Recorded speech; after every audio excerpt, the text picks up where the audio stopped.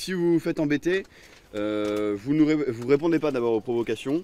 Vous êtes là pour coller, vous n'êtes pas là pour argumenter. 5 h du matin à Nantes. Michel, 18 ans, briefe la quarantaine de jeunes venus participer au collage d'affiches contre le mariage pour tous avant la grande manifestation de dimanche. Il faut faire vite. La durée de vie moyenne de leurs affiches, avant d'être arrachées, n'est que de 2 heures. Mais les troupes sont motivées. Un enfant a besoin d'un papa et d'une maman. C'est le modèle qui marche. Ça me paraît vraiment très risqué de tout bouleverser comme ça. Et donc c'est pour ça que je me bouge, que je me lève à 4h30 du matin alors que je suis en partiel. J'ai vraiment pas que ça à faire. Mais je trouve ça important de se lever tôt pour que ces convictions. À une centaine de kilomètres de là, à Vannes, on s'active aussi pour pouvoir être à Paris dimanche. Ça va être départ de Lorient. En tout, 5 rames TGV et 900 cars ont été spécialement affrétés partout en France pour transporter environ 47 000 personnes qui autrement n'auraient sans doute pas fait le déplacement.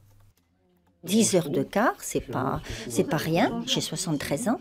Non, franchement, mais ce qui se prépare m'affole. À Bordeaux, c'est une double rame TGV qui partira dimanche matin.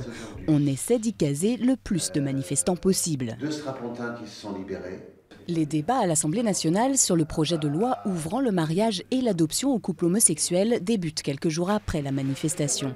La majorité des députés devraient voter pour. Mais pas question pour les Antilles de voir la manifestation de dimanche comme celle de la dernière chance. Les Français, je pense, sont en train de réaliser qu'il faut prendre au minimum plus de temps pour y réfléchir avant de légiférer. Donc ça, d'une certaine manière, on peut dire que c'est une victoire pour les opposants à ce projet de loi. Dimanche, les organisateurs espèrent faire au moins aussi bien que les 100 000 personnes réunies contre le projet le 17 novembre dernier.